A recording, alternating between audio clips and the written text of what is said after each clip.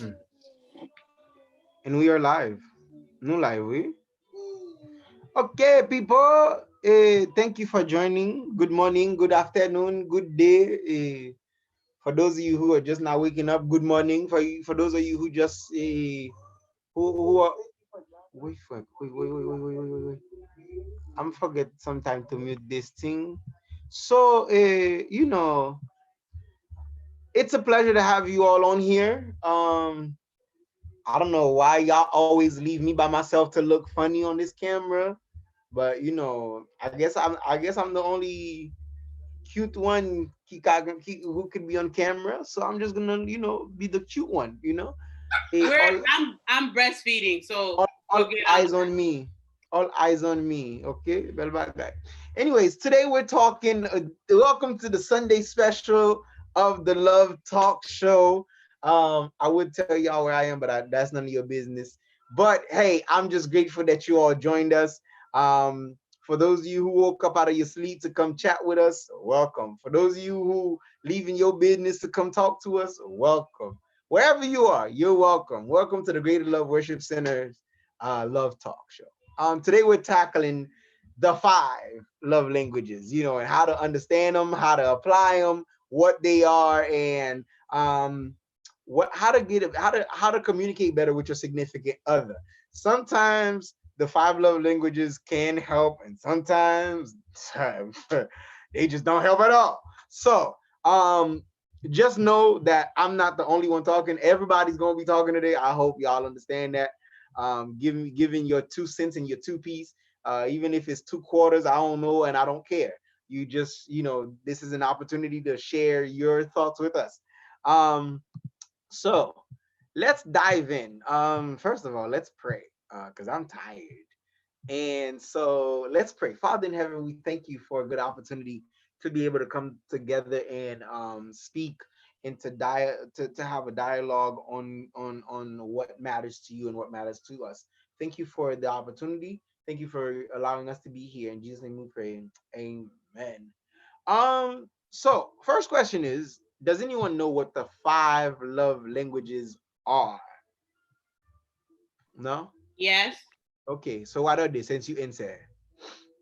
Words of affirmation, quality Mm-hmm. time, Uh-huh. gifts, Uh-huh. acts of service, and We. physical touch. If I'm what you sound like you've exercised all of them. You know? The way you took your time to go through these, it's like she's been through them all and back. Um, so um When I so if you don't know, there's a book on the five love languages, and it attacks all series and all categories. And when I say all series and all categories, I'm talking about if you single, they got one for you. If you married, they got one for you. If you there you go. All right, now look at this: the five love languages, secret to a better marriage. That's for the married folk. The secret that to love that lasts. That's for the married folk. There's one for the singles, and there's one for the teens, and I think there's one for like kids too. yeah, There's they're all kinds. for kids. Yes, there's a bunch for kids. Um, and so the book is written by Gary Chapman, Dr. Gary Chapman, who is a marriage counselor, and he developed this kind of framework to help couples address some of these questions and strengthen their ability to communicate effectively in the book. Now, I'm not telling you, that the book is going to resolve all your problems, but it's going to help you understand why she act the way she act, and why she be, excuse my word, and I know these ladies are going to attack me, why she be talking smack when you trying to understand, like, yo, I'm just trying to love you, why are you talking so much? And for some others it could be the fact that, hey, they just want quality time with you, and you're not even giving that quality time.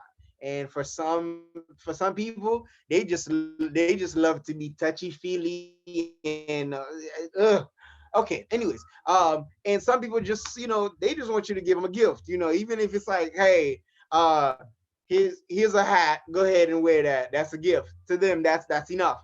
For some people, if you bring them this vase of fake flowers. That's a gift. That's enough of. That's a gift enough for them. And so what we're looking at is that while Dr. Chapman's book focuses on the relationships of heterosexual married couples and the idea of love language can be applied to any intimate relationship. In his book, Dr. Chapman states that my conclusion after many years of marriage counseling is that there are 5 emotional love languages. He ain't say they just regular. He said they are emotional. That means your emotions must be, applied to it too. 5 ways that people speak and understand emotional love. He goes on to seldom do intimate partners have the same primary emotional love language, and sometimes we tend to speak our primary love language and we become confused when our partners do not understand what we're communicating. And sometimes we are expressing love, but the message does not come through because we're speaking what to them is a foreign language. And Chapman even goes on to argue that speaking the primary love language of your partner can help increase your relationship satisfaction, and it can also foster an environment in which it is easier to resolve conflict and help other people bring out the best in one another. And so, I asked you all, what are the 5 love languages already? So how do you know what your primary love language is? Well, along with the book, Dr. Gary Chapman didn't just stop there. He even developed a quiz to help you determine whether your main is either like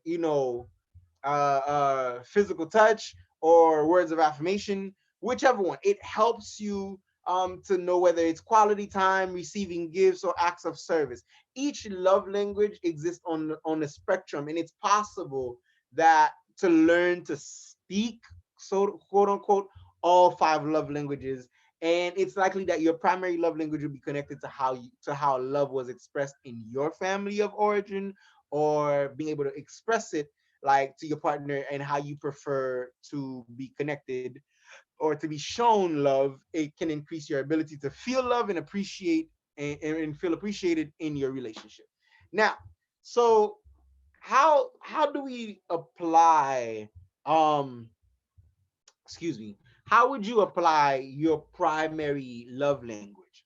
This is where I open the floor for all of y'all to talk to me, talk back to me and holler at me. I'm here, I'm ready. I'm listening. Like, how do you use the love languages? Huh? Well, I had a question. Like, you mean, like, how do you use them? Can you hear me? No, how would you communicate it? Like, how would you? Huh? What's the question? The question was, Nina, how do you apply the love languages, basically?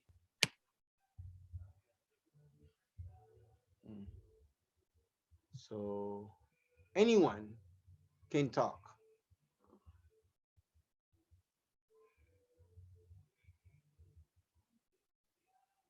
No, y'all ain't gonna talk to me.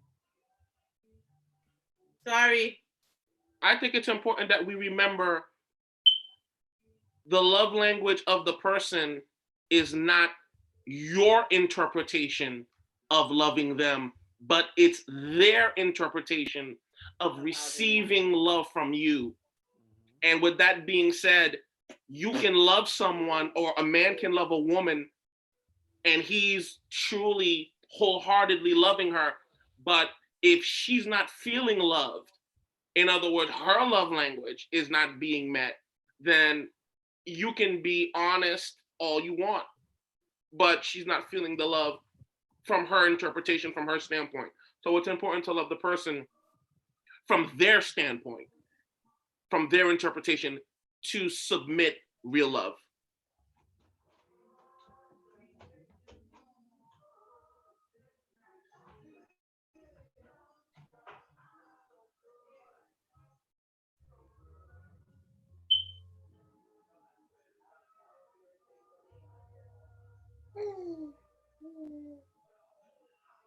I guess another thing is, are we willing to work to show that person that we love them? Like, let's say their love language is receiving gifts. Are we gonna, put in the work and effort to make sure that their love language is, taken care of? Yeah, you have to be willing. I mean, You're not willing. good point, Emperor Jerome, because I used the book for my thesis, for my master's, and when I was reading that part, Gary Chapman was saying it's not necessarily these expensive gifts, but it's the thought of you getting a gift, whether expensive or not. You know what I mean? So that's a good point. With someone who has a love language of gifts, it doesn't have to be expensive. Atufe, Bishop, don't choke. We need you. Anyone else? When we come to meet, or how do you say that, delve into these love languages and do what is right by the person, then and only then will the person feel that they are loved and they are filled, and know that you honestly are doing your best to show that you do love them. Okay. All right. Anyone else? I want to hear all of you all before I continue. I want to give everybody an opportunity to speak, please.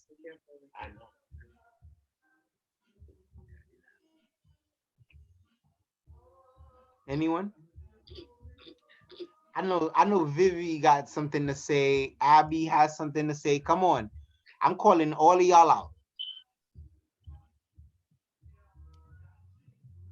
Abby don't got anything to say right now in this matter. Okay. All right. Cool. Oh. Okay.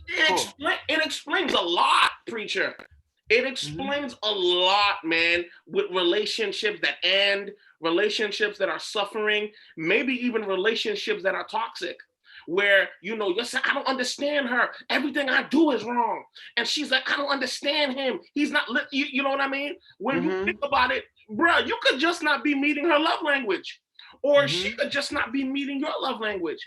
So it's important, it's crucial, it's detrimental to your relationship that you know which one it is, or else you'll spend the whole relationship hating each other. Like, it's that deep. It's that deep. So here's one thing here's a question I would ask.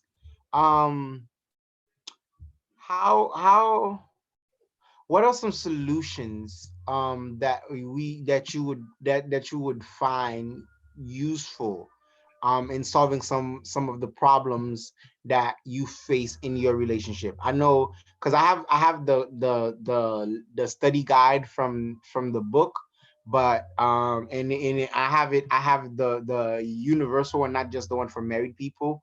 But one of the questions that was asked is, what solutions have you found in your relationship or relationships that you found that were useful in solving some of the problems that you face in your relationship, like, that you think couples face in their relationship? Rephrase the question. What solutions have you found in your relationships, what solutions have you found useful in solving some of the problems that other couples face in their relationships? I would say for those dating and those that are married. So for those that are married, you have to understand that you're in it for the long haul. I think that's the difference. When you're married, you're in it for the long haul. Once you said I do, it's a different scenario. And with that being said, as it pertains to those dating, there's a lot of that helps you not waste your time. When I'm supposed to be dating for marriage. I'm supposed to be dating somebody who I can see being married to. And I know this is a point that's been said before, but that helps. That helps. So that helps you cross him. Now, not gonna happen. Not gonna happen already before you're married. And by the time you get married, you have to understand this is forever. So when you plan it like that, when you put those two nuggets in perspective, you can go. Anyone else? Anyone else? I guess willingness to make it work. You know, Willingness to make it work. Okay. vacation is like let's say I'm dating Kelly Rowland, you know, and Amen. Listen, that's a handful right there. Amen. Okay, then he's swallowed an L. but you know, she's like we're in it, but like we're not making things work. You know, it's not gonna, or we're not taking the time to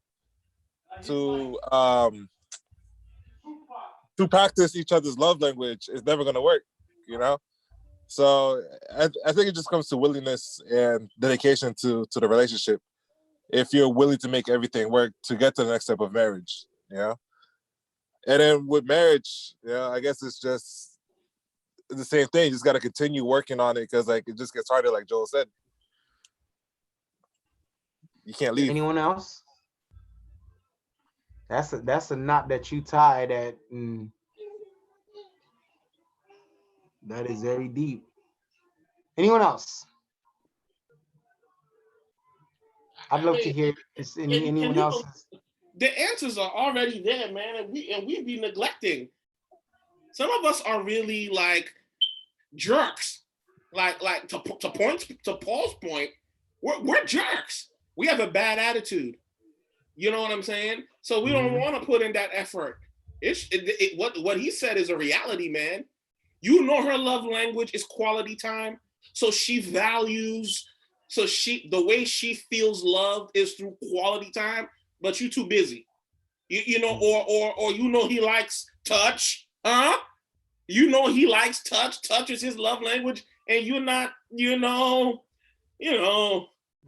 For married couples. Yeah. Clarify, Bishop. Clarify. Okay, but you have to also understand, and that's the thing that Gary Chapman was also talking about too. Physical touch is not only sex. Yes. Physical touch is, you know, you like to be caressed, you know, holding hands, you know, passer su tête, Yes. these things. These are the things that are, you know, physical touch. That's why when some people say, like, especially men, they say, oh, my love language is physical touch. I'm like, I think you need to reevaluate that. Sex is not only for physical touch. Do you like to hold hands? No. Do you like to be caressed? No. Then your love language is not physical touch. You know? So there's more to it. There sure is. There sure is. Oof. This question is deep.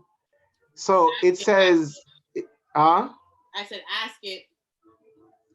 So how do we define, how would you define your version? Like, how would you keep your love tank full? And in order for you to do that, how would you define love in your own words? Not the way the world explained it, not the way the Bible explained it, but how would you define love in order to keep to have room for additional stuff? Does that make sense? What's additional? So in his book, Dr. Chapman talks about keeping the love tank full. But in order for you to do that, not too many people know what exactly love means. Because some people's definition of love is pretty much a definition of life. Some people's definition of love could also be a definition of lust. So how would you define love? Anyone?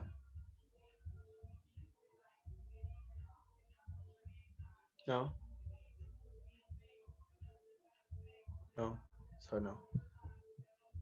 You said not with the Bible.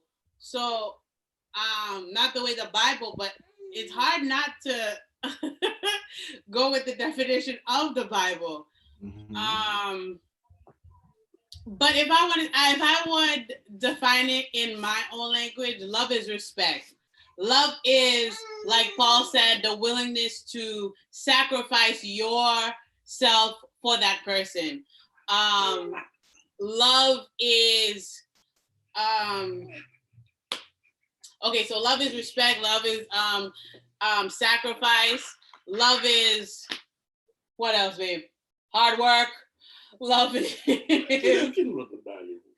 what else? I love how she just. What else, babes? Love is Right, patient. right. Patience. But we're not trying to define it according to the Bible. I feel you, Oh. Nina. I feel you, Nina. That isn't the Bible. Patience. But some of us ain't got patience now. God, some of us, God didn't give us, didn't bless us with that gift. Exactly. Oh, So, love so is you telling me love forgiveness. is patient don't Love really is help me as forgiveness. much. You know, and like again, it all goes back to what Paul said: the willingness to try. Because Joel can mess up so often, and I have to have that heart, that willingness in me to keep forgiving him. That's another portion of love. Part of love. Even though Joe doesn't mess up. Amen. Not at all. What Not at all. Emperor Paul. Amen. Amen, Emperor. I need the ladies. I need the ladies. I'm sorry. There's only 3 of us here today. We got to make sure we stick together. Flo, I got you. I got you. No, you don't. You're not even talking. I'm cleaning at the same time, but I'm listening. Anyone else? So I want to move on to this next question. Have you ever had a falling in love experience? And if so, how much of it was an illusion and how much of it was reality? Because some people say you can never truly fall in love. You can love someone, but you can't ever truly fall in love. I think from the definitions that was being given about how like you have to love the person to the point where you're willing to sacrifice or sticking through thick and thin. I think that's the true definition of like falling in love with someone, is when you're willing to sacrifice something for that person. Not necessarily your life, but like something dear to you. So I don't think I've ever really had that experience. Not yet. I'm still, fresh on this earth. You're So still looking. It's okay to say that, Anyone else? What was the question again, fellas? Have you ever had a falling in love experience? And if so, as you think about it, how much of it was an illusion and how much of it was reality? Because some of us fall in love and it's like, I'm hallucinating. Yeah. So I'll talk about the when we fell in love. no. Wait. That was a flat out no for Bishop. No. I know, so messed up, right? Before I married my wife, I thought I was in love with a woman. And so all of the qualities that she had that I thought I was in love with were carnal. They were physical qualities. Ay. Yeah. When I found my wife, she had all of the spiritual qualities. I grew as a man first, though. Now. I had to go through that growth stage before I was ready to accept her and fall in love. You know what I mean? Like, God has his timing, man. It's crazy. It's crazy. Because what I was attracted to before I met my wife was not what I was attracted to when I finally met her. Do you understand what I mean? So Yeah. Go ahead, fellas. No, continue. I'm just trying to wipe the tears out of the corner of my eyes. Yeah, it's true, man. A lot of it is timing. You have to pray for the right timing, because sometimes you're ready for her, she's not ready for you. So God is an intricate, if not the most intricate part. Or I had to, or vice versa. She could be ready for you and you're not ready for her. Well, I guess most of the time she's ready for you, you're not ready for her, according to psychology. But oftentimes you have a couple ironing kinks. You have some maturity you have to go through before God sets you up with that person. So since you brought up the word maturity, okay, can I be in love and still not be mature? Or can I become mature while being in love? Oh, of course. Explain, Emperor. Yes, Emperor. Parlez avec. Talk to me. I'll take my relationship, for example. After I got out of my last relationship, Manny thought I was gonna like get right back with her, or get with her like immediately. And I had a lot of love for Manny, but I knew that I wasn't mature enough to be in a relationship. I told her straight up, if I would have did it now, I'll go cheat. So it's just like I was mature enough to know that I wasn't ready for a mature relationship, but at the same time, anytime Manny needed something, I'd look out for her because I had that love for her. If that makes any sense. Yes, makes up. To me, it does. I don't know to everybody else if it makes any sense, but it was pretty much you were there as a friend. You built a friendship. Yeah. Okay. But I loved her, But I loved her enough to know that I shouldn't be with her now because I was in no mindset to be in no committed relationship. So you knew yourself. Yes. Yes. That's the key thing. That's the key thing of this point is you knew yourself. And that's the problem what we're having nowadays or even before. We don't know ourselves before we get into the in love or whatnot relationship. Well, I'd rephrase it that you're not honest with yourself. A lot of people aren't honest with themselves. They know themselves, but at the same time, they're not honest. Like, I could be a thief, but I don't look at myself as a thief. Cat. Right. Whoosh. Y'all are throwing some gems in this thing today. Yeah. So from what you said, wouldn't that mean that you can't be like in like what was the question? Hold on. Maybe I didn't understand the question. What was the question? The question is, can I be in love and not be, can I be mature and not fall in love? Or can I be in love and not be mature enough? Okay, so you don't have to be with the person. No. No, you don't.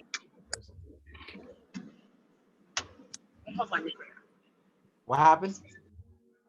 I understand the question now, so that makes more sense now. It clicked better. Oh, okay. So here's another question I have. So we talk about I can be mature and not be in love, and whatever. I can be in love and not be mature, or I can be mature and not fall in love. I can keep a friendship. So here's another thing. Do you think you can enter? Well, I guess it answers the question that was answered earlier, but some people will still want to know. Do you think you can have a lasting relationship without a friendship? Ever? No. Why not? But I love you though. But we don't have a friendship. What are we in a relationship for? Like, how, like, I couldn't be with Joel if we weren't friends, because down the road it's just going to be like, so are we here just as a partnership, as where we're paying bills, we're taking care of the kids, and once the kids come or leave, then we divorce each other? Like, what is keeping us together? There has to be a dynamic point in the relationship that draws us together. It's not just the marriage, or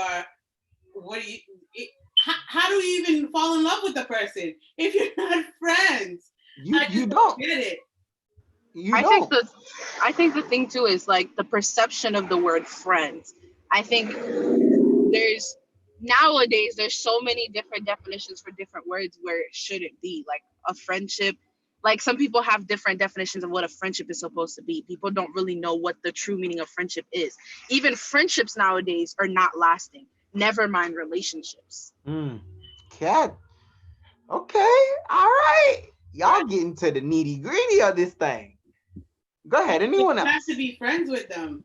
Like I have to like the characteristics, the personality of the person. Like it. Like with okay, example. Abby and I, we're friends. If yes, I love Abby, but for me to be her friend, there has to be qualities of her that I like, right? Did Abby tell you y'all were friends? Oh, Abby, we ain't We're friends. friends. I'm We're just friends. joking. I'm just joking. I'm just joking. I'm just stirring up the pot. That's all. I'm That's what joking. I know. You try to be the devil's advocate. You Yes, feel I'm trying to play devil's advocate since the leader is not here. me? So I have to like certain qualities about Abby that draws me to be her friend, that draws me to even go more in the fact of getting to be having a lot of love for her. I can't be in love with Abby. I'm sorry. You know what I You're already in love with Joel, and that's enough. You know what I mean? So it's the same thing as being in a marriage and in a relationship. There's things that have to draw you to the person that makes you, in love with them and want to be friends with them. That in itself causes, like, let's say there's an argument or whatever, you come back and you're willing to forgive because of the friendship that you have with the person. Well, here's the thing, though. So, are you saying that to be in love with you, I have to like you? Yes. You don't like me? I'm just asking a question, dear. No. It don't say, hey, Bishop, come correct. Bishop, we were doing good already. No, honestly, I kind of agree with Bishop. I don't think you have to like the person. Remember, we talked about this before. We talked about there's some points that you might not like the person, but you love the person. But friendship is not about liking someone. It's about, being there for them. It's about having their back, even with through tough situations. It's kind of like having a relationship, but being a friend. There goes that pot. That's the pot. Then it goes back to saying that you can be in a marriage and not be friends. There you go. Okay, Because make it plain, if- people. If friendship is only about I'm there for you, I got your back, whatever you need, I'm here. I'm the shoulder to lean on. If that's what a friend is, then you don't need, that in a marriage. No, but that's not the only thing a friendship is. That's what I'm saying. It's not the only thing, but that's some of the things that it is when, it happens. Because I feel like in a friendship, like, there's like, I feel like there's more to it than what we perceive of it. It's not just like having the person's back, but it's also like, I don't know, there's much more to it, but I just can't put it in words. Yeah, I feel you. You better speak like- right, Dr. LeBlanc. Because I'm like, in a friendship, like for me personally, I feel like a friendship is so much more than just, as we're saying, like, yes, you have to have my back and do all these things. But I think it's also too having certain types of, roots to that person where, their attributes highlight your attributes. They have your back, you have their back. They help lift you up as you help lift them up. And you guys help each other in that sense where both of y'all are rising and never staying steady. And at the same time, if something goes awry, it's not like, oh, this happened, I'm mad at you, like it's done. Like, no, you have to work through it. You have to be able to be like, okay, this happened. Let's see how we can fix it for better next time. You know, how to go through that argument, make it something beautiful. And I feel like a lot of people do that where the first sight of trouble they see in a friendship, they're already out. Like it was never a true friendship at this point. Because I feel like a true friendship, like you're gonna have arguments. Humans argue. We always have different opinions. Right. But it's just knowing how the person is, how to work around it, how to understand their opinion and understand that this person is going to have an opinion that's different from you. It's okay. You just have to have that middle ground. Where can we reach that middle ground? Okay, so then it is you have to be friends in order to be married. I think that's what she's saying. Yeah. I think that is. Yeah. Okay. Yeah, that's what I'm saying. So Yeah. that means you can't be friends and stay married. You can. There's You always cannot. gonna be that. Sorry. You cannot be friends and be married. What do you mean? So basically, we can't. Okay, if we're not friends, we can't be married. We can't stay married or have a lasting marriage. I don't think so. Yeah, I feel like it wouldn't work because because at the end of the day, at the end of the day, here's something that I want to I kind of want to say to that. At the end of the day, I have to be able to defend you in public without you being there. If I can't do that for you, then why are we together? Why are we friends? Like, I think this is where the word of loyalty comes in. You have to have that loyalty for the person. Now, can I be your friend and not love you? No. I can't be your friend and not love you? No. Why? No. Because as you said, you have to be able to defend that person in public. If you don't love the person, you're not defending them. I'm just keep them one party. You just gonna English, please. English. We got some English speaking people on the line. I caught myself. Thank you. You're gonna sit there and just let people talk about the person and say whatever, and you're just gonna be there.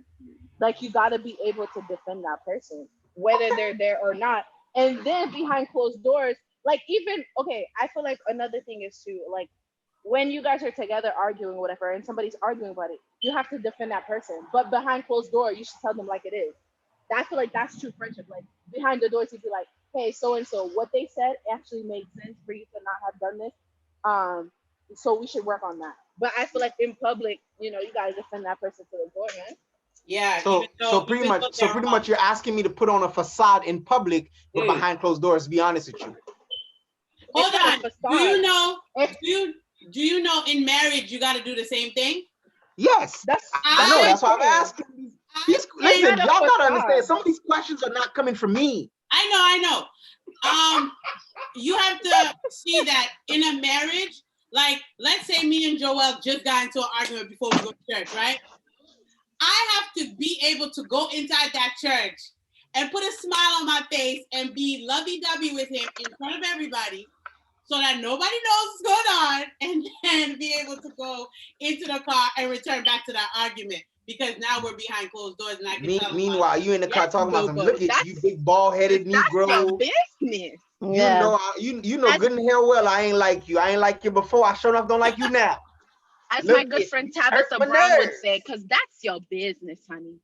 Exactly. And that's the same thing with a friend too. I can be able to, like, if they're shaming you in public, I have to stand up and be there for you, even though what they're saying may be accurate. But I have to be able to, nah, I ain't down for that. Nope, that's my boy, that's my girl. Nope. And it's not true. And behind closed doors, I'll be like, yo, my dude, you might need to fix that. So that's. And I think the deeper meaning behind sticking up for that person too is the fact that now if you allow that person to talk and you chime in that, later on down the line, I kid you not, that person is going to use that against you to put a wedge between you and that person. Yeah. And it happens so often because the loyalty is not there. Because if you weren't ready to defend that person, yet you stuck to their side, and then you stuck to the other person's side, and they're gonna be like, oh, remember when we were talking about this and they did that, like that. As a human, that's automatically gonna be like, oh dang, like that person knows this, that person knows that, and then they keep bringing it up, and now all these other people knowing about it because that person's gonna keep spreading it. So now it's gonna put a driving wedge, even though you don't want it. It's gonna put a wedge between you, your friend, your partner, whatever it is, because business.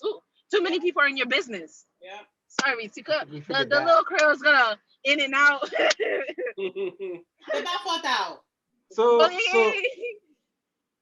So here's last time we had the love conversation last Sunday. My good friend Dr. Egan had asked, can you fall out of love? Right? And I want to bring this question back. but I wanna rephrase it in a different way. Can can you fall out of love if oh sorry. So when people find themselves falling out of love with each other, what are what are the two common courses of of action? Like what is it that makes them fall out of love with somebody? I know the last time we said when the question was posed, what, can you fall out of love with somebody? The answer was no, straight out no. But when two people fall out of love, what is the common course? What is the common thing that makes them fall out of love? Wait, but if we said it was a no, that means they don't fall out of love. I think you should say like what's the common cause for them to distance each other from, like distance themselves from each other. Because if we already answered it and said no, we can't say that they fell out of love. Okay, so then there you go. What is the common cause that would cause two people that were madly in love to distance themselves from each other? I think one of the things we said last time is I don't know if we said this or I heard this, but one of the things is that people, because when they get in the marriage, they kind of drop their own self-identity in a sense. So they kind of stop doing the things that they love. And then when they're doing things that they both love, like, some people when they're married, they have kids. So they're focused on their kids. But all those years that they're focusing on the kids, 20 some odd years, then after the kids leave the house, there's nothing, they don't have anything of their own anymore because that focus was their kids. So now they tend to not have anything to talk about. They tend to not have anything really like alike anymore. So then they draw apart because the person now is starting to try to find themselves, which can cause a conflict because they never kept up to themselves before. So now the other partner's like, yo, what's really going on? So now everybody's confused because the kids moved away. Now they have an empty house. Now they actually have to face reality and know that, hey, it's the two of us now. What do we do now? You just keep it pushing. That's all. Hey, you wish it was that easy. I know. I know. But it's something that does need to be worked on. I think also what separates two couples, because since we know we can't fall out of love, is when you were someone in the beginning. You were that person. You acted like you were a type of person in the beginning, and then midstream, that's not who I'm seeing anymore. So you were somebody who was organized and or you portrayed that. Okay, all right, fine. You faked it. Well, I'm just saying, you were one person in the beginning, and then as we move forward in the marriage, I guess you're not that person anymore. You're the opposite. Now you're messy. I'm like, wait a minute, where's the person I married? That is a turnoff.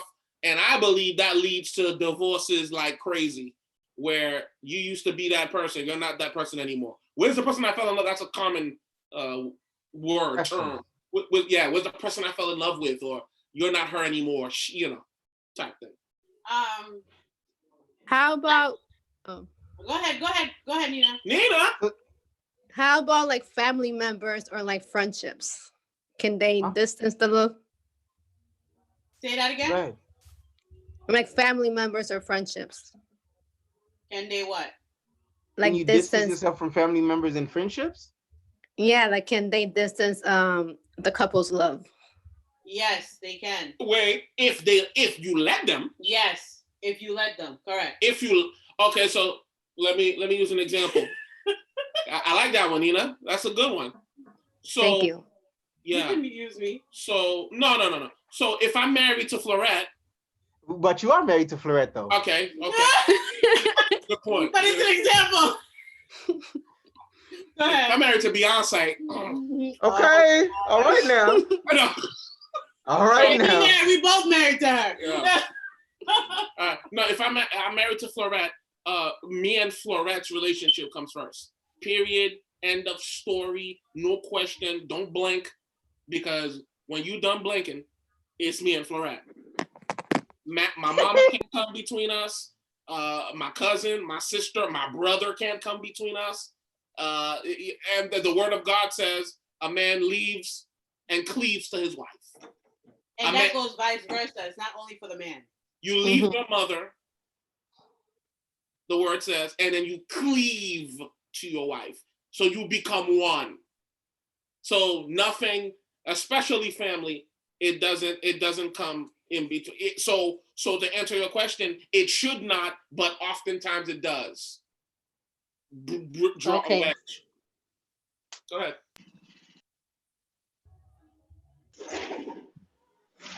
So there was a question that was posed in the chat.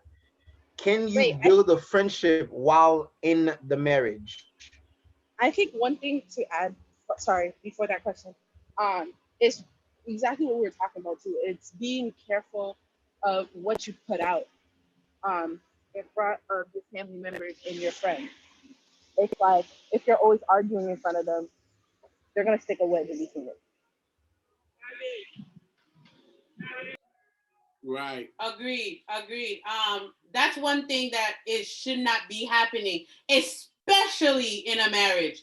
Never, ever, and I'll say this to all the women, all the men on this, don't ever argue with your spouse in front of family members. Don't ever put down your spouse to friends or family members. Don't ever talk about your business to other people. Okay. You know, about your spouse. I'm gonna go mold them. Because the reason why I say this is because I can go to my mother and I say, "Oh, he did this, he did that, da, da, da, da," and I come back and he's like, "Babe, I want to fix it," blah, blah, and I forgive him. My mother won't forgive him. Yeah, right. Why? Why? Bishop said, because she told me that that's her baby. I'm her baby. And she's like, he hurt her. I'm not. You remember when? And it's always going to be a constant battle. Oh, but don't you remember when he did this to you? Anytime, anything that I would say to Joel or me, Joel say to me, I can't run and go and say stuff to my family simply because it's between me and him. We got to work the things out between me and him. When we got married, it wasn't, Joel, do you take Flo and Lillian, her gal, Mark, all these people? And all of these Negroes. No, it's, do you take Joel only? There's only 3 people in a marriage. God, you, and your spouse. That's it. 2 things to that. I have one story to share, but it's not really mine, but it's a story that helped me. So I have a family, not a family friend, but a friend of mine. She's married, and her husband did something a while back, like eons ago. And she told me that, yes, she loves her sisters and her family, and, you know, they always got her, whatever. But a situation happened, and she's now what happened? Trying to. Can you hear me? Yeah. You said what happened? Oh no! So like a situation happened. Like her husband did something, and I think he like cheated on her or something. I don't know.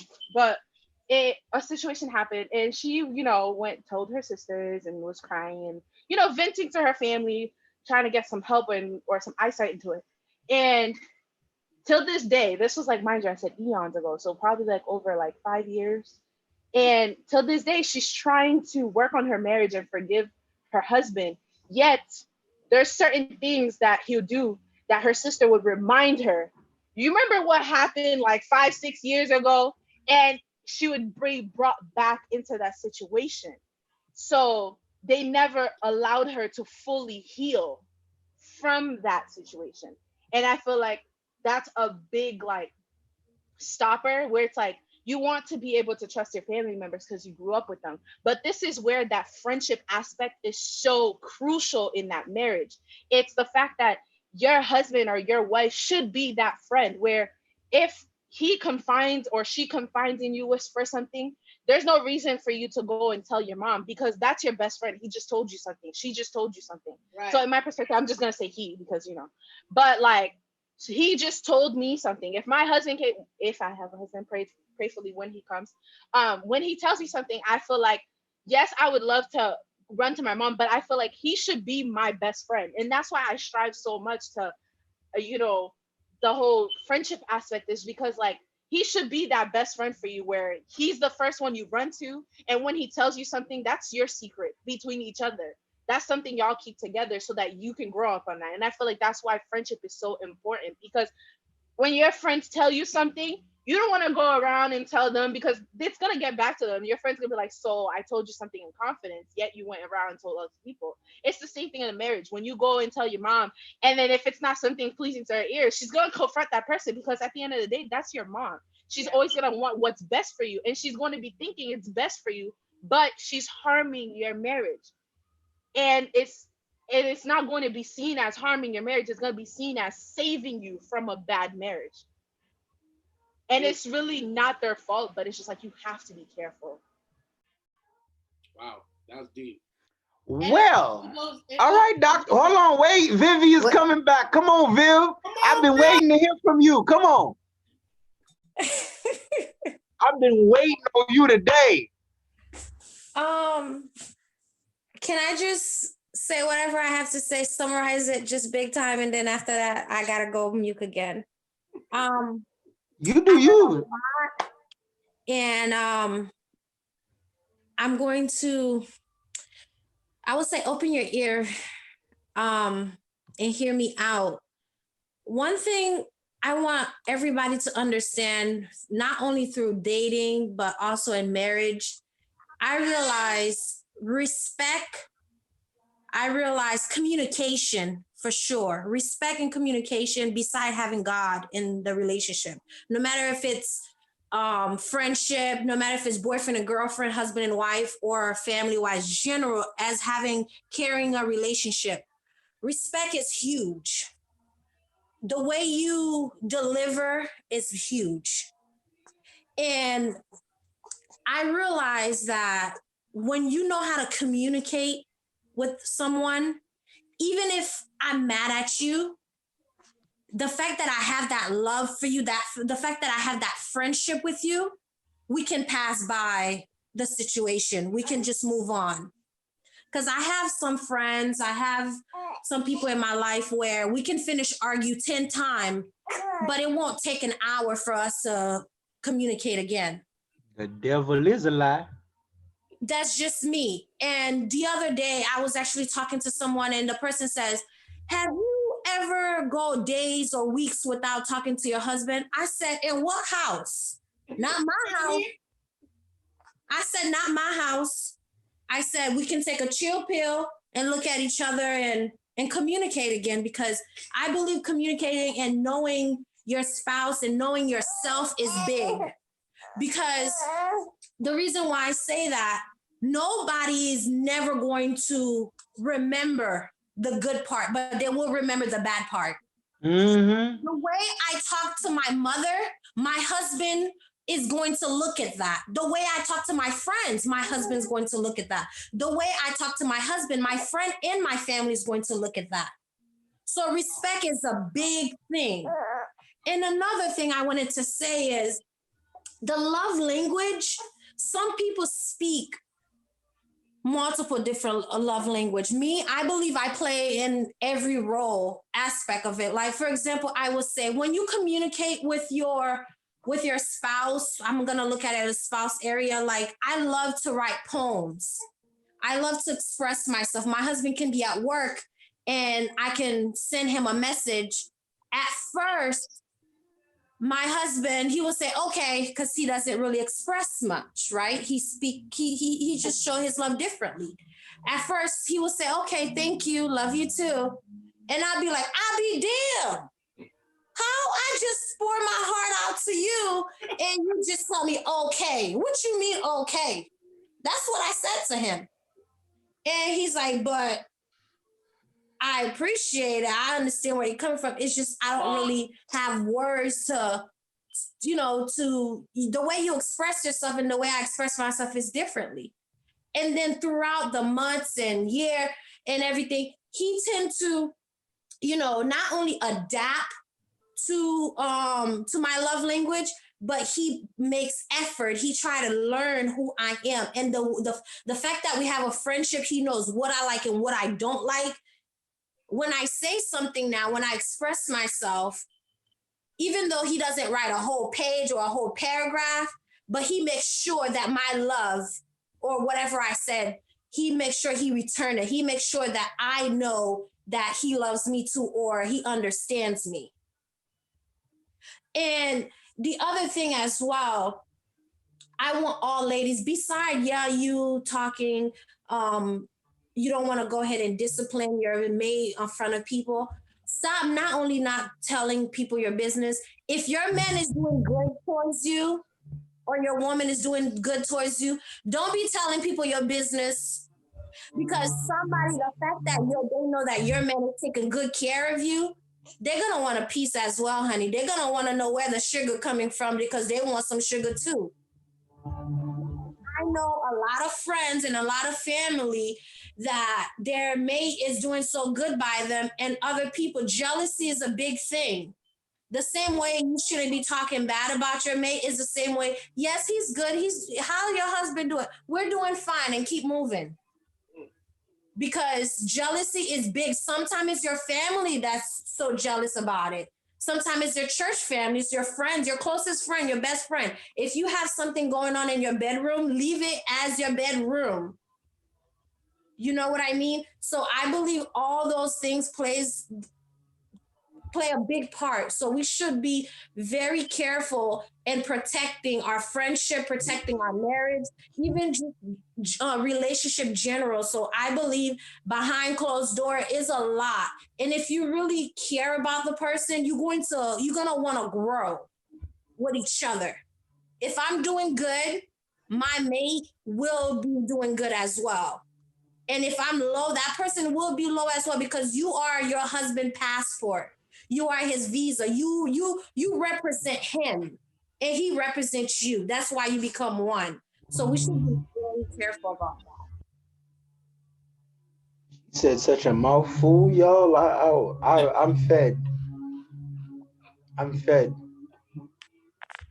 Like, I don't even know what else to say after that. But if I could add on too, it's not just about defending one another. It's about the level of respect. One of the things that Vivi said is learning to speak to somebody in front of other people. It's not just learning to speak to somebody in front of other people. Can I talk to you? Can I talk to you at home in private behind closed doors and know that you're not gonna get rowdy, or things are not gonna get out of pocket? Like, can I approach you and know that I won't be barked at? Can I approach you and know that hey, there's a level of respect between the two of us?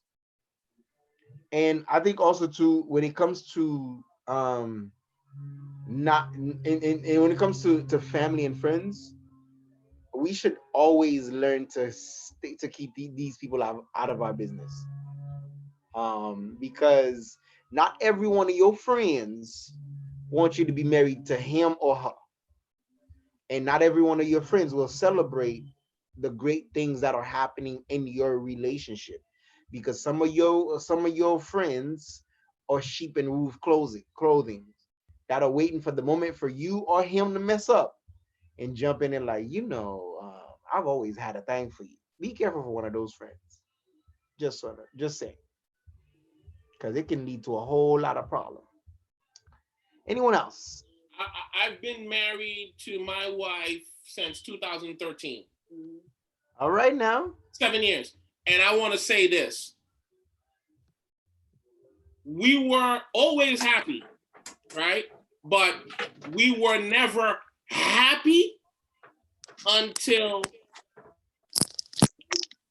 family was 100% out of the picture. Never. You listen, it's never going to happen. As long as your family's in your marriage, you're never going to be happy. For good or for bad, it doesn't matter. For better or for worse. It doesn't matter. As long as your family's in your business, giving their 3 cents, giving their opinion, manipulating, you going back your marriage will never be happy. Me and the wife is 100. The happiness tank is on 100, is overflowing. You sure? Because family is not in the business. I could vouch for Bishop saying he's sure, because look at how you smile every time he talks. You see if you should be on this side of the camera to see your face every time he talking. You looking at him like, boo, you keep talking like that. We just quiet. just might have to ship the kids back to grandma. Oh, now you want to talk Emperor Jerome. I mean, we vouching for Bishop. Don't put your family in your business, people. Don't do it. I agree. It's a hell no. It's not a no. It's a hell no. And if I could add to is that you could be best friends with your family and they don't need to know what's going on in your relationship. Correct. Because the moment that you there's a Haitian saying that says you give the dog the couch and the next thing you know he ends up in the bed. Yeah. Not that I'm comparing anybody's families to a dog, but don't leave room for anybody to feel like it's okay to dictate what happens in your marriage or in your relationship. Well, even as pastors, the training that we receive when a husband and a wife has an issue, the minister, we're trained to have one thing and one thing in mind only: reconciliation. That's it. We don't take sides. It's how do we mend the marriage back together? Yeah. So no wonder, that's my point. No wonder. And you can't be like he's right, you're wrong, or she's right, bro, you're wrong. No. It's none of that. You have to remain a neutral ground. Yes. And sometimes, as much as you want to be like, sis, he's right, but like you can't do that. You can't do that. You want to be like, bruh, you messed up, right? Like it's like one-on-one, you can tell that person, hey, if I were you, but you can't tell them you're wrong. You gotta be like, you gotta put yourself in their shoes. And half the time, us male pastors can't put ourselves in these women's shoes and be like, listen, sis, if I were you, I would do. And most times too, it's best to have a counseling session with both a man and a woman. Anyone else? I have a question. We might have an answer. Okay, hold on one second. So wait, are we even hold on? So my question is, what about, we're talking about removing family from relationships. How do you do that if you live with them? So for instance, I know, especially now in our economy, I know a lot of married couples, they live with their parents to save on money and stuff and, try to get their lives together. How do they go about keeping their life on lockdown while living with said people? Even if not just with the family, like with their friends. Some people, they, bunk with friends or whatever. So how do you separate that? Do you recommend it? One. Say that again, Abby. So we're talking about keeping family out of your relationship. There are some couples who have no choice but to live with a parent or a friend. How do you separate the family from that relationship? Because the walls ain't really thick like they say they thick. Mm-hmm. Especially in a Haitian household. Them walls got ears. So how do you keep that under wraps as you're living with said relative? If I could answer that before I just want to give my opinion. It's not easy. Sometimes even if living with either parents, you have to learn to prioritize when and where your conversations take place. Cause I ain't finna sit in the house in the dining room having an argument with you, and your mama sitting in the living room and your daddy sitting in his room upstairs and he in there listening. You have to learn to literally, like Manny says, you have to learn to put your foot down and make the decision that it's for you and yours. And sometimes there's a saying that there was a meme the other day that I saw that parked car conversations are the best. sometimes a ride around town conversation, even if y'all ain't going nowhere, y'all ain't gonna go to the store, nothing like that. A ride conversation is the best thing to do to keep people out of your business. Go ahead, Flo. I was gonna use ourselves as an example. When we lived with Joelle's mom, and in this situation, like, and vice versa, you have to be the one to tell your mother, your parent, your aunt, whoever it is, that whatever goes on between you and yours is between you and yours, and they have no right to put their 2 cents into it. And that's exactly what Joelle did when it came time for us to be at that house. I hate to put the term put his mom in place, but he put his mom in his place. Whereas whatever happens between me and my wife, you have no right to put your mouth into it unless I ask you for advice. Yeah, I was gonna give. Go ahead, Nina. Oh, I was gonna say that don't put them in their place without respect, because you have to talk to your parents with respect so that they can respect you. So I was gonna kind of what Flo said. Just talk to them. And Whoa. What happened? She's highlighting respect, and that's important. We get it. Honor your mother and father. It's true. But there's something called divine order. There it is. yes. So the mistake that was made was that I wasn't supposed to be married to her until I had a place to put her in. That's called divine order. Okay? So I'm already in the wrong. You see, when you look at creation in Genesis, God created heaven, earth, everything that Adam was going to need, right? Then he put Adam. Then he meet Adam, yeah. Right? And then after Adam had a place to live, food to provide, a job to provide, then he gave him Eve, right? That's called divine order. So Wow. Yeah, I don't want to preach, but I'm sorry. I feel it. Go ahead, Doc. I just can't find my Hammond. That's why I'm like, that's why I'm mad. Yeah. So my Hammond to back you up.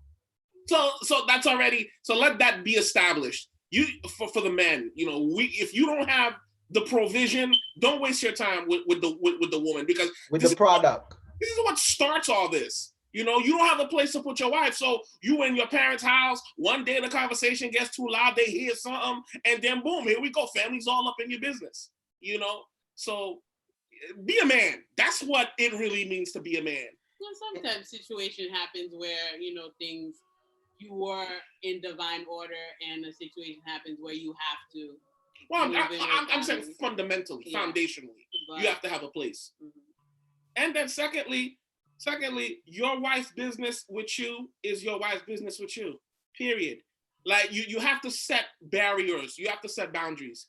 If you don't set firm boundaries, you're screwed. You're screwed. It's as simple as that. I'm coming to you from a testimonial standpoint. My marriage is great, but it wasn't great. It was good. It wasn't great until everybody's out my business. It's me and the wife. It's great now. My relationship with my family's better. Wow. Because everybody's out of my business. Right. It'll change your life, literally. When you put boundaries around your marriage, in your relationship, never mind marriage, your relationship, before you get married, it should be like that. You should be practicing that while you're dating. And if you don't have that in you, you're not ready to be in a relationship yet. And it doesn't matter how close-knit you are with your family. It doesn't matter if they're your best friends, like somebody else had said. Don't matter. They're the worst ones. Your best friend now is the person that you are in a relationship with. Your husband, your wife. That's it. Or your girlfriend and boyfriend, or soon-to-be husbands and wives. Just wanted to throw that out there. Abby, you had something to say? Hold on for a second. I'm a little. All right. So we're gonna go to V and then we'll come back to Abby, if that's okay. All right. Come on, V. I wanted to say Mm. As good as family is, family can be the most toxic thing to a relationship. And sometimes the person, the men, I do agree with Joel. It's good for you to be ready, prepared, not only mentally, not only spiritually, but financially, for you to able to provide. You tend to earn disrespect in front of you, the woman family, when you place them in a home. For by God grace, I was blessed. I did all that and all that. But the only thing I want to let you know, that doesn't stop there. Even if you have your own home, even though family's not in your own business, you tend to be blessed with different chapters in your life. For example, you're, preparing for a wedding, or preparing to arrival of a baby. Your family have so much to say, such as how you should raise your child, or what you should do, or when you should feed your child, or when you should do this, when you should do that. At the end of the day, is what you and your husband want, or what you and your mate want. Because what happened is, everybody already made their decision. Everybody already made their mistake or lived their life. It's time for you to live your life for you. If it's all well with God and you and your mate, that's all that matters. Sometimes you got to be selfish. Sometimes you got to stop living for everybody and say, enough is enough. It's time for me to live. And I have realized that in a marriage, and not even only in a marriage, just, raising up a kid, or, being pregnant, or preparing for a wedding, everybody have their own culture, or they want to live through you, their life, what they didn't have. They want to make sure to plant it in you. You don't want that. Because sometimes they end up breaking the marriage before it's even become a marriage. Because I can be married to the world with a piece of paper and not be really married, the definition of being married, because there's no peace. And I have realized that personally, like when I was in the process preparing for my wedding, the fact that everybody had their own say, it kind of shake our relationship a little bit. And sometimes you got to come back and say, hold on, am I in a relationship with my family or his family, or are we in a relationship? Sometimes you got to shut down every door and just say, enough is enough. Even though you did not put them in your business, trust me, they find their way to put themselves in your business. And I think it goes back to what Minnie said in the chat, is that you have to nip it in the bud before it gets to that level. Like, you have to, I want to say, but even in the relationship, not before the marriage, before the relationship, you have to learn to nip it in the bud. Like, you have to let people know, listen, I love you and everything with the love of Jesus, but this right here, you ain't finna mess it up for me. So you have to learn to say no. Is there anybody in the chat who maybe has a different perspective, or thinks that this is not so? Because I know I come from a close-knit family. I grew up with my mom and my dad most of my life. I'm tight-knit with my family, so I don't even have a toxic relationship with my family. We're all tight-knit, like to the bone, to the crisp. You understand? So it's not even like, well, you don't even respect. Like that crisp. Right. It's not even like that. We all tight. But I learned that you ain't gonna be happy with your wife until you separate with your family. So is anybody that maybe has another perspective? Where Manny at? I know Manny would be dropping bombs up in there. I have many people, especially friends outside of the faith, that do not believe that their husbands come first or their wives come first. They believe that their moms come first. You've awakened Manny, so here she comes. Go ahead, Manny. Holla at us. Talk to us. Tell me, Manny. Let me just preface this by saying that I agree that, in a marriage, your family should not be involved in what happens in the home. I'm gonna just put that out there, okay? So, in playing devil's advocate, Yes. Welcome. you know, in the Haitian culture, especially in my household, my family they're very traditional. So they believe that when you get in a relationship, after a certain point, you got to introduce your boyfriend to the family.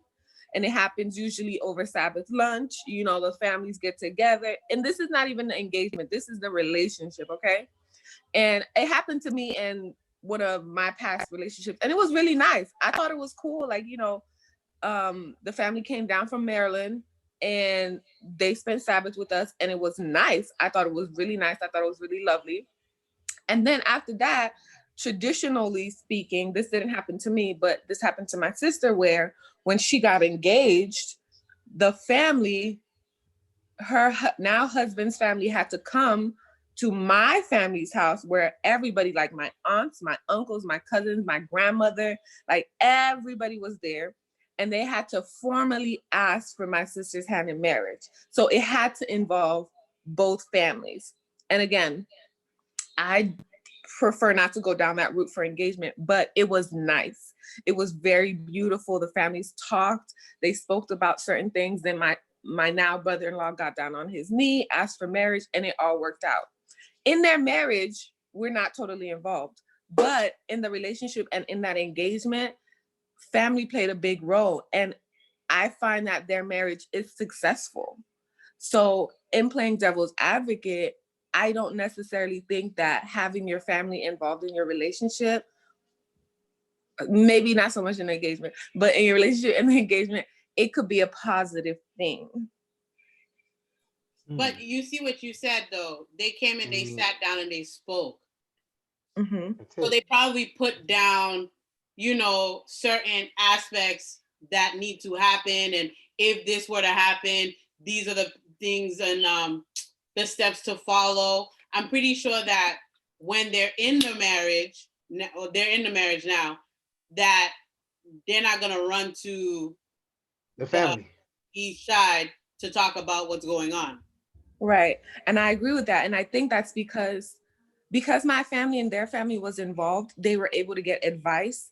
They were able to be, you know, to navigate through difficult situations that now that they're married, they don't necessarily have to depend on my parents or their parents. So I think that it could be a beneficial thing. Like, you can learn a lot from people who have gone through it. You know what I mean? Like, I know we say don't get friends involved, but if it's a situation where I'm struggling with my husband or my fiance and I need advice from either a pastor or my best friend who's been through this, like, how do you navigate that if you can't get other people involved?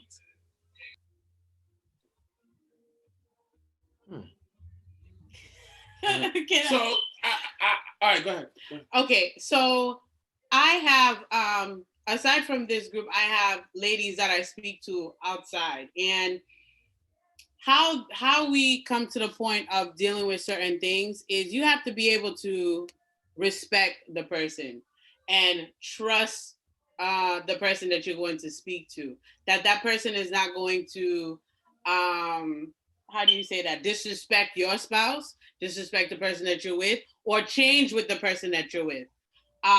They would confide in me with certain things, and I would give them the advice that they need, and still in that same breath say, how would you like for your husband or whatnot to speak with my husband? And they can, you know, find a way to fix the things. But it has to be somebody that you know that will also have a neutral ground and not go against the other person or hold anything against the other person. And bien, conversation changé now. Now you're telling me that it's okay to confide in somebody that you trust. That with like a pastor or whatnot. Yeah, I would say. Okay. Yeah, but don't let it be your family. Wait, question. So I know you said it's okay to confide in somebody that you trust. What if you trust the person, but they don't really have the credits to help you? Like, for instance, Yeah, credentials. So for instance, when we were talking like a couple of weeks ago about, I think, emotional abuse or whatnot, when we were talking about how some people, specifically our family members who are older, the older generation. Oh, excuse me, y'all. I've been doing some yard work. Um, if they don't, some of the older generation, they don't really know love into marriage. A lot of people were into marriage because of provision, because their family can provide a better life for their children. So, and then they gradually, I guess found love after. And some people are still bitter in their relationship. What if you trust that person, you trust them to do good for you, but the lack of knowledge that they have of what your relationship is now is hindering? How do you go about that? Like, trying to ask the person for advice, trying to, get to where you need, but you're realizing that the advices that they're giving you is not appropriate to your relationship. How do you then stop asking for advice without hurting that person's feeling on some, like, oh, so and so, you don't ask me for this no more, you ask for that no more, you don't talk to me, you talk to somebody else. Like, how do you go about that? You'll talk to the person, but you're not going to speak about your relationship with that person. That's it. Yeah, I feel like if I trust somebody, that means they would have the credentials or the right experience. Like, I wouldn't trust somebody that has never experienced or have the knowledge to give me that advice about my relationship, because that's a different type of trust. Trusting somebody to give you guidance and to confide in your marriage and your relationship, that's a deeper level of trust that I wouldn't just put in anybody's hand. So if they don't have the right credential or the right experience or the right knowledge, I wouldn't trust that person in that way. Also, I think the person has to, me personally, the person has to be a role model for me. Because you can be married, like I said before, but the way I define marriage, it's nothing close to what your action towards your wife or towards your husband. Right. So if you're not, yes, I love you and everything, or yes, we have a relationship, but that doesn't mean you're able to help me in that area. And if you're not able to help me in that area, there's no reason we should even have that conversation. That's how I feel in that area. And also, I want to hit the point where many had talked about the good part of how it's, at the end of the day, it's good to have family. I agree in a marriage. I agree 100% with you, Minnie. Me personally, I had that experience. At first, I didn't really like it, where when my family said to me, where his whole family needs to come around, I was like, "Ooh, what is this?" You know what I mean? But I realized there's a certain respect you gain in that situation from both family side. And at the same time, even if the person whole family is not around, because my husband family, some people have to come from all the way to from New Jersey, and where my mom and dad was here, but his dad wasn't able to be here, but he was able to be through the phone. So it's an opportunity where both family get to mingle, and it's not at the wedding that they have to know each other. So I really like it. At the end of the day, it was really nice. It was no, I would say it was not a bad experience. But what I would say at the same time, it shows you if your family have your back at the same time, I would say, because where some things that I might have not know about my fiance at that moment, his family already said, well, this is this about him, and if you cannot handle that, don't go into it, because it's not gonna change. And one thing that I learned the most about that reunion at that moment is they told me marriage does not change a person.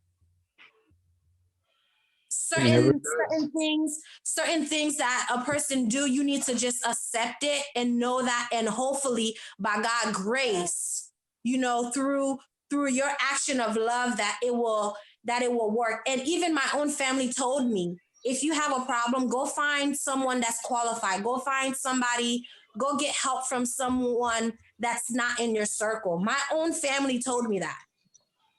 If your family comes together, I think it's somewhat, it's a respect, it's a way of showing love to you. So at the end of the day, yes, it's good to have your family involved in that area. But at the end of the day, it's still good to let them know there's a line.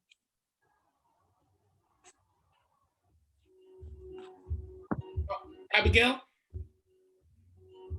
Ending of what you said was what I was gonna reiterate, is the fact that, like, it's not that you shouldn't have a relationship with your family, because I, for one, am a really big family person. Like, even if I'm married, like, I definitely want to have, like, you know, certain Sundays where I invite my family to my house and we just, you know, have picnics, invite your family, we bond together. I feel like there's an importance in family bonding. I think it was more of the personal, when it gets down to the nitty gritty of the relationship, the ugly truth that you have to deal with. I feel like those things, you know, shouldn't be put out like that, because I feel like that's when, you know, that's gonna be the awkwardness of it all.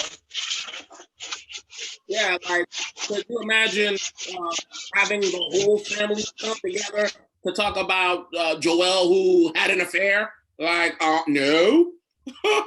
We are not getting both families, everybody in the family together. Like, exactly, to your point, Abigail.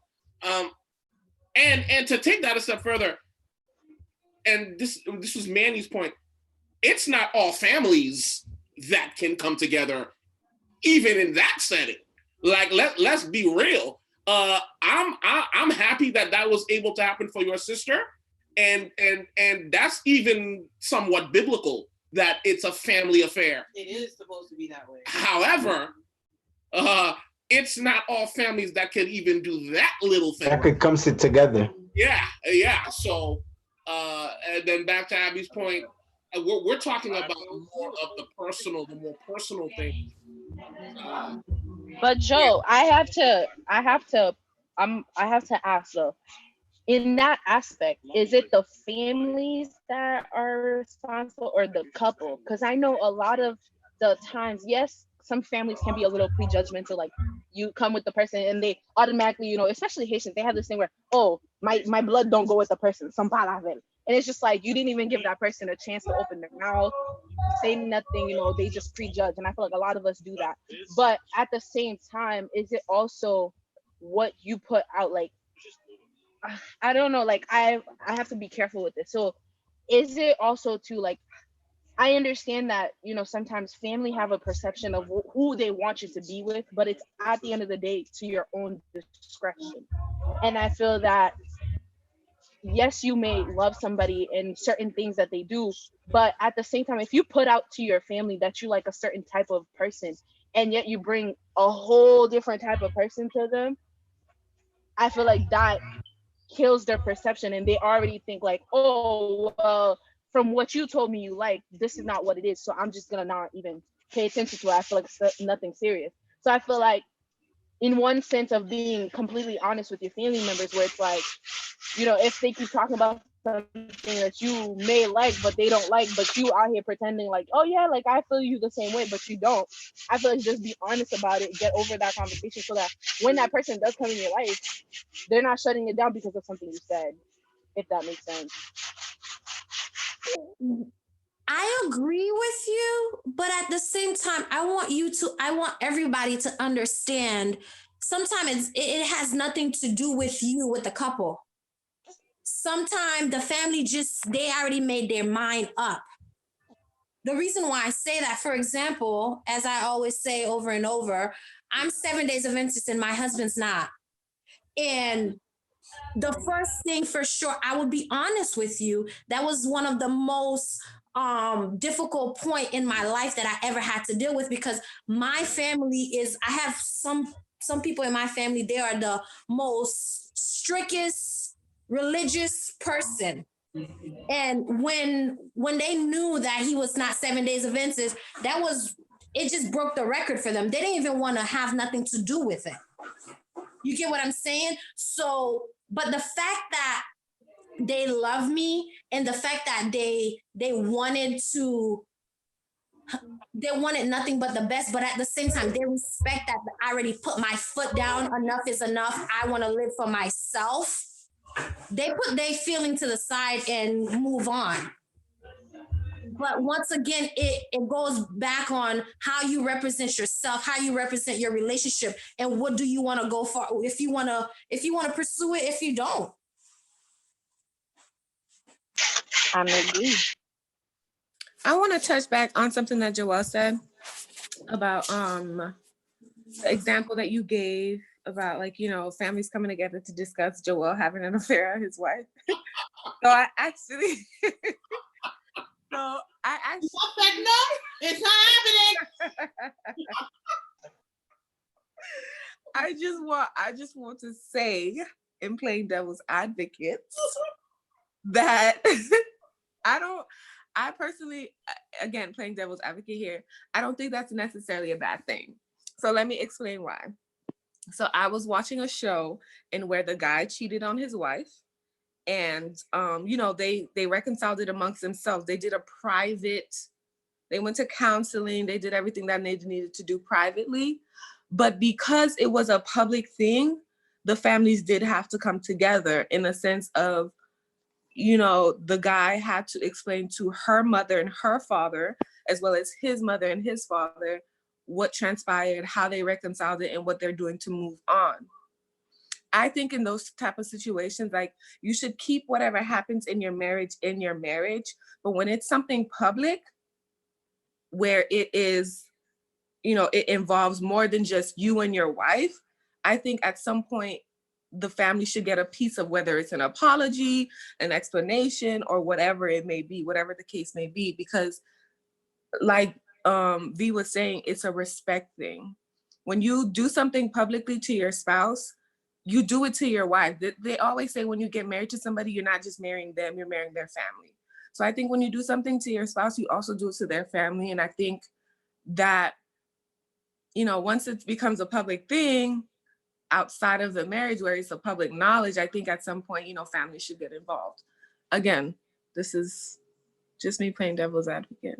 Now that's if it's public and you're like in the public eye, correct? Right. So like, let's say I cheated on Paul and we're married and people found out that, oh, you know, Manny cheated on Paul, her husband, you know, obviously it's gonna get out. You know what I mean? Like it got out. So when the families find out, it's like, oh my gosh, like at that point, it's not you bringing in the family. It's, you know, they know. We could reconcile it in private. We can do what we got to do in private. We don't have to let the family know that, you know, we're going to counseling and we're doing this, and we don't have to let them know what happens in the home. But the matter of the fact is they know that it happened. So I think that that's important, you know, to bring the families together to talk about that. Hello? A pastor, or is Paul a pastor, or a governor, a lieutenant, or is it just like it's just two regular people who are going through regular people stuff. But it was made public. Right. So like, so it has to go to the families. Okay. So I'm thinking what she's saying is like, if it's between Manny and her boyfriend, husband, but that third party person that was, the mole that was creating the disaster might have gone around talking about something. Oh, but that's why this person, like, it happens in churches a lot where the person comes in church and just makes a public announcement that this guy, the person that Paul had an affair with. Yeah, so they might have made a public announcement, or like it just happened that somebody caught them, like a family member, caught the person doing whatsoever, and then went back to the family, was like, oh, this was happening, and they knew. So now the family knows. Let's be honest, the Seventh Adventist community is small, okay? Super small. Aside, whatever you like, it may just be a random person. I could have just went to a club and just slept with a random dude and somebody found out, and then all of a sudden everybody knows. So in those situations, it becomes public knowledge, is what I'm saying. Hey, Flo, Manny had the affair, not me. Oh my gosh. I peeped that. I was like, oh, really? So how about if it's an accusation, Manny? How about if it's, I mean, there's no investigation, no determination, no conclusion, just an accusation, and it spread. Does that count for a family gathering of information? I don't think that it counts as like, oh, you know, we're gonna have a whole family meeting, but I think it still needs to be addressed by both Paul and I. Like, hey, there's this rumor going around, or there's this, you know, people are saying this. And I think that Paul needs to address it with his family, and I would need to address it with my family. I don't think it deserves like a whole, you know, the Jeromes are gonna come over and we're gonna discuss what happened type of situation. But I think because I know that my family, like, you know, the name is a big thing for Haitians. Oh, nom this, nom that. The fact that people are going around saying something, it should be addressed out of respect. It goes back to keeping the respect. It's heavy. Now we're on another. I think you got deeper. Y'all done took the topic to a whole different level, and now That's my job. now Vivi was like, I'm not gonna talk. I promise I'm not gonna talk. Now I'm trying to finish. Vivi's raising her hand. Like, wait, real quick. I have a going. question off of what Manny was saying. This is a little off topic, but on topic with what Manny was saying. Yes, no, yeah. It's off topic. Is it on topic or off topic? Which one? It's both. So, the question is, right? If you as a family member, okay, let's just say even as a friend or a family member, okay, let's just say Flo is my cousin, and Ils sont black cousine ouvrier. And I have a man or whatever, I have a boyfriend, and then she sees my man doing something he shouldn't be doing with somebody else. Is it okay for her to come to me and tell me this, or should she just place him and put him in his place and not tell me? She should speak to him first. But it's not everybody. It's not everybody that's gonna accept you stepping up to them. It's not everyone that's gonna accept you stepping up to them. I don't agree with speaking to him, but I do agree. I would say to a certain extent, you know, if it's something that they see reoccurring, then I'll go, hey girl, I think you and your man need to have a conversation because I saw this and that. Now it's not everybody that's gonna believe what you say off the bat, but I think that person should respect you enough to say, hey, this is what I saw. You don't have to believe me, but this is what I saw. If they have proof, you get proof. If not, hey, do you? Wait, Nina, why you say to do it, Nina? Yeah, I was just about to ask that. Yeah. Oh, hold on 1 second, cause I'm joking. What? Hold on, cause I'm looking at my GPS real quick. But I was saying that maybe she should talk to the boyfriend first to see like what's up, because Abby said that they were cousins. Yeah. Yeah. Well, I would say to talk to the boyfriend first to see what's going on. But like if it's nothing serious, or like to find out more information before you jump into conclusions, kind of thing. But then obviously I will tell the girl first. Like I will tell the girl after what she saw. I will tell the girl, like the cousin, because that's her cousin and family come first. So I guess I will tell them both at the same time, but in different ways. I think it depends on the person receiving it. Personally, I think that if Flo is my cousin and she sees my man doing something that he shouldn't be doing, if Flo knows me, she would know that she needs to come to me before she speaks to him. If I'm the type of person like, okay, Flo, you're like a sister to me, I trust your judgment and everything, she would know like, okay, Manny will be okay with me stepping up to him and asking him what's going on. I think it depends on the person, because I have certain friends where if I saw their man's doing something, I couldn't go to them without proof. They're going to look at me like, how do you know? Where was this? They're going to ask me a million questions. Exactly. But then I also have some friends who are like Yeah. sisters to me, and they'll tell me straight up, if you see my man doing something, confront him in that moment. So I think it all depends on the person. I want to hear what Vivi has to say, because y'all are pushing me past my time, and the conversation is very interesting. So V, go ahead. Let me hear you. You very talkative today. What's up? Let's go. We live on YouTube. Don't forget. But I want to take back the question before that a little bit. I wanted to say, for example, what about the woman that keep everything, like I would say, every secret, everything that her man is doing to her, or that the woman is doing to him, and it comes to a point where it's so toxic. For example, the man is beating the woman, okay? But nobody knows. Everybody suspects, nobody has proof. But it comes to a point where it's so toxic. It comes to a point where she has a mark on her face and she's lying for him. Oh, I fell off the stairs, or I ran into something. I do believe, me personally, that's where it comes to a point. It's okay to seek for help when I think some people know it's okay to have family involved or a friend involved, somebody that you trust, okay? Somebody that you trust, or to go seek out for help. Yes, it's good to have family involved in your relationship. And at the same time, yes, there is boundaries where family should not be in certain conversation in your marriage or in your relationship. But at the same time, it's good to have backbone family in your relationship, because if they know you have certain family, I believe there's certain respect, there's certain thing that other person won't do, because they know you have a ride or die family behind you. Because some people, they accept everything. They believe so much that they should not go out there and talk about their relationship, but you half dead.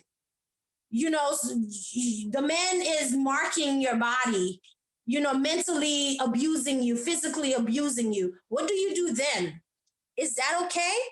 You leave. V, permit me to say, I think this is where it comes from, where we need to establish that relationship. I understand sometimes the abuse comes afterwards also, and that sometimes you don't know.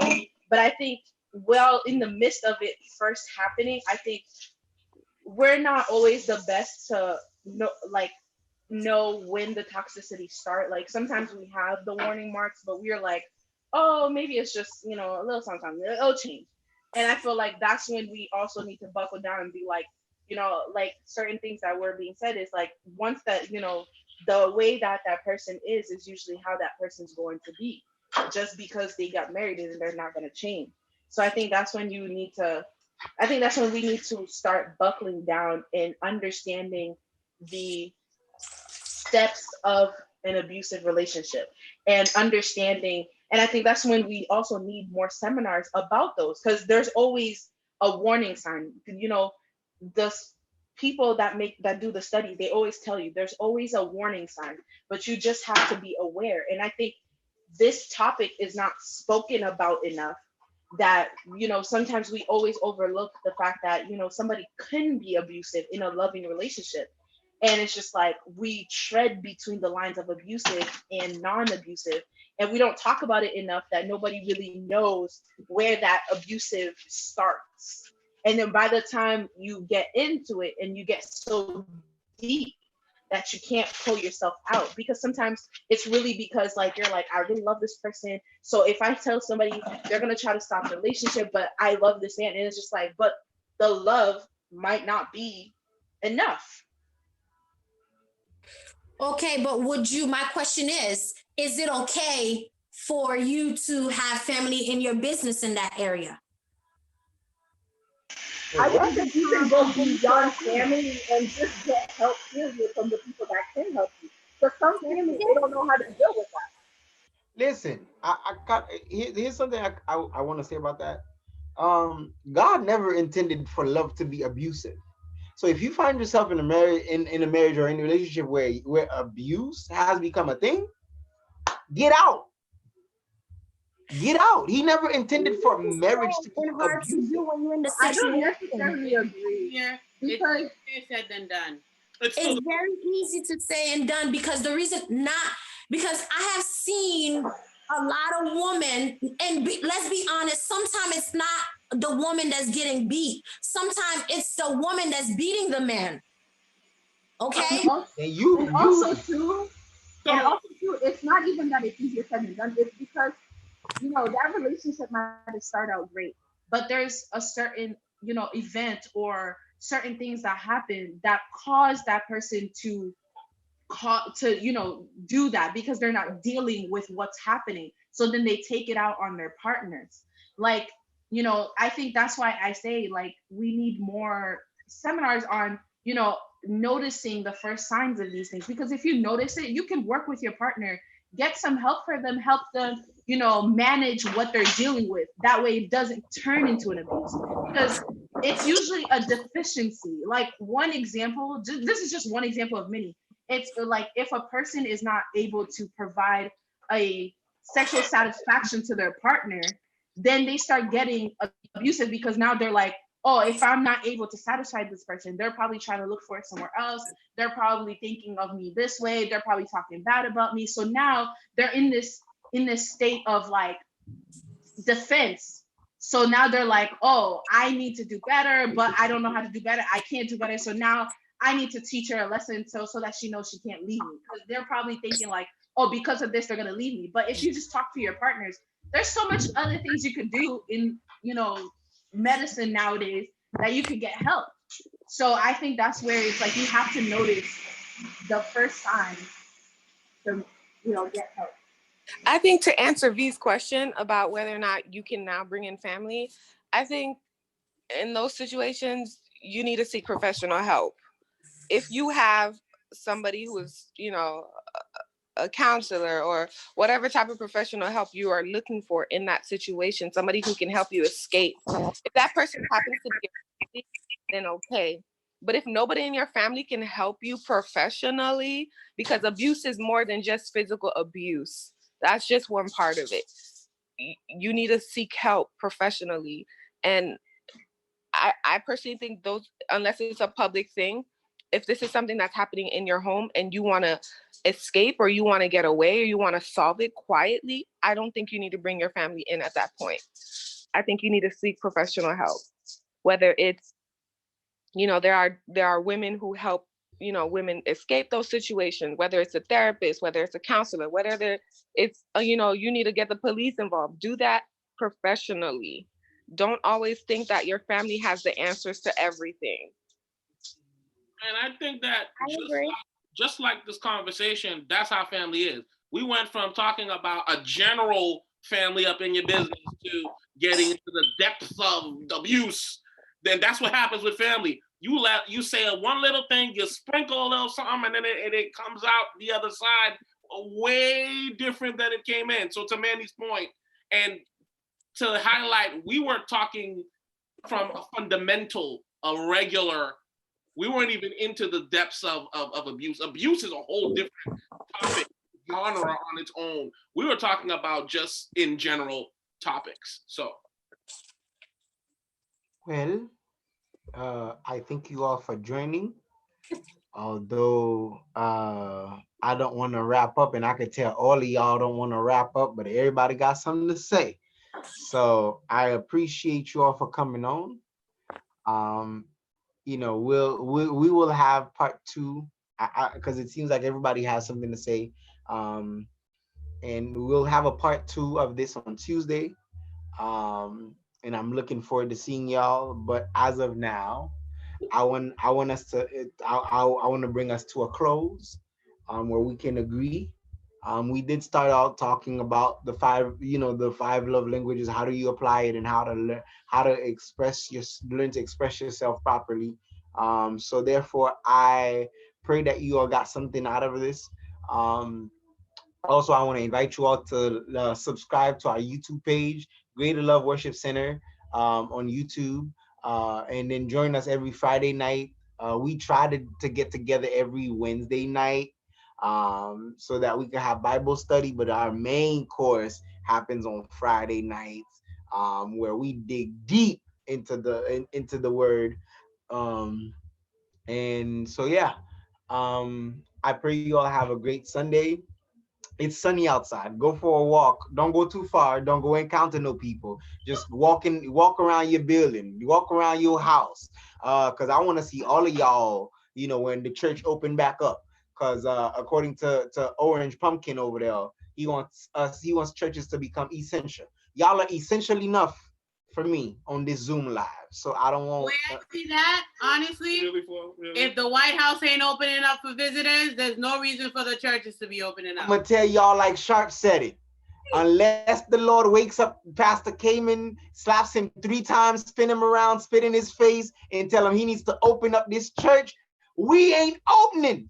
Just gonna tell everybody that. But yeah. So we look forward to having y'all again. All next year. Huh? I said I'll see you guys next year. Oh, of course I'll see you next year. We will bring in the year in December together on Zoom. All right. Just gonna let you know. Hallelujah. Jesus is lifted high. His name is magnified. And so I just want to let y'all know. V got one more thing to say. Lord Jesus. V, what you gotta say?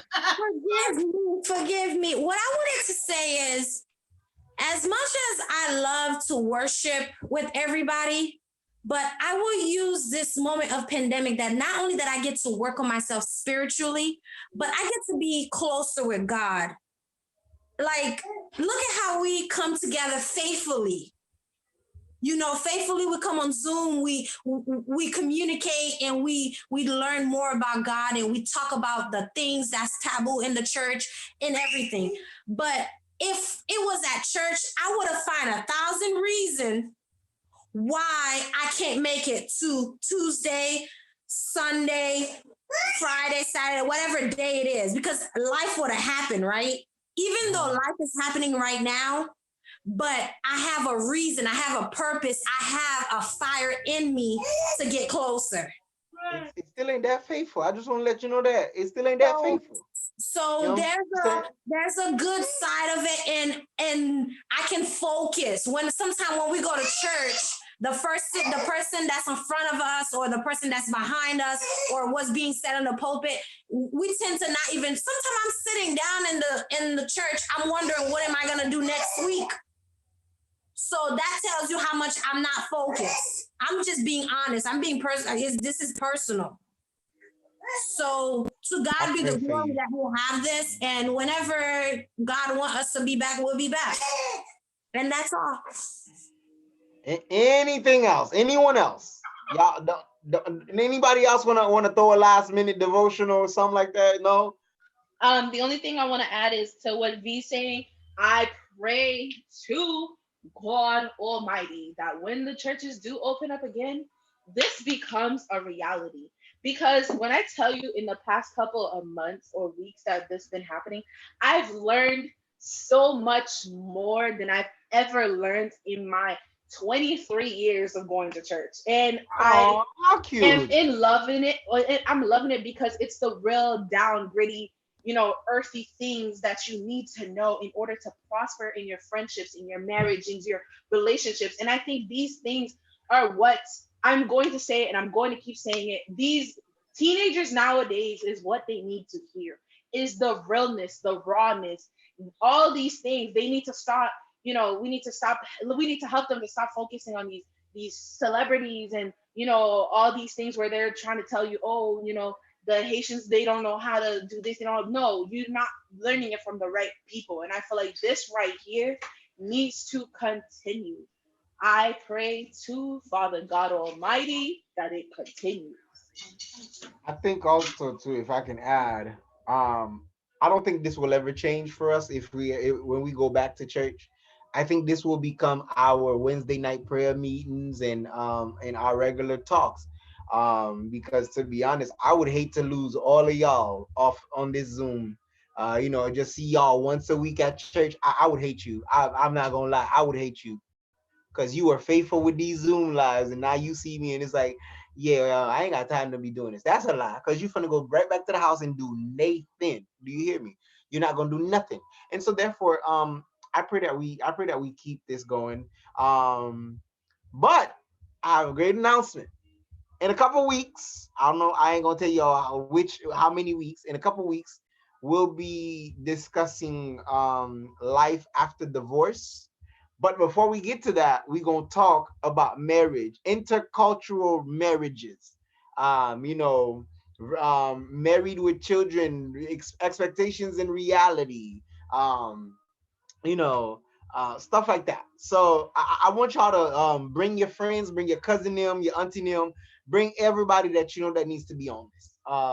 We makes it interesting enough because y'all be making me laugh and I love it, and I'll be making y'all laugh back and forth. And I appreciate you for laughing at me, although sometimes I'm not that funny, but I look funny sometimes. I know it's okay. Anyways, see, Bishop is laughing. Anyways, so I really want you all to come back and invite your friends. Start inviting your friends. Some of y'all I gotta personally be like, hey, you coming on today? All right, because I'm gonna see you later on. And I really am loving this. And soon enough, you never know, we might turn this into a podcast. Hopefully when the Lord allow it to happen. But from now on, we're just gonna follow the lead of the Lord. This was Juice. Yes, JJ, we missed you. Especially me. I don't know about how they feel, but y'all, you be blessed. Anyways, JJ, before you leave, can you pray us out, please? I think she was busy. Oh, never mind. Can the devil's advocate pray us out? Man, wow, I don't like that. I don't like that name. It's not the name. It's what you say. I'm playing devil's advocate. I will pray. Thank you, sis. I love you. Dear Heavenly Father, I want to thank you for allowing us to see another week. I want to thank you for the Sabbath that you gave us yesterday. As we step into this new week, I ask that you be with us. Continue to guide us. Continue to protect us from the crazy world, Lord. Continue to fill us with your Holy Spirit and continue to allow these conversations to happen, to be led by you and your Spirit, Lord. Please be with all of us on this call, be with our families, our friends, continue to bless us and continue to watch over us. Your name is worthy to be praised, and we give you all the praise, the glory, and honor. In Jesus' name I do pray, amen. Amen. Amen, amen, amen. So I will see you guys on Tuesday. But for everybody, happy Memorial Day. Enjoy the sun. Go stand in your backyard and just enjoy the sun. Let this melanin be blessed and be sun-kissed by God. All right? Have a good Sunday. Bye. I'll see y'all. Bye, guys. Bye, Nina.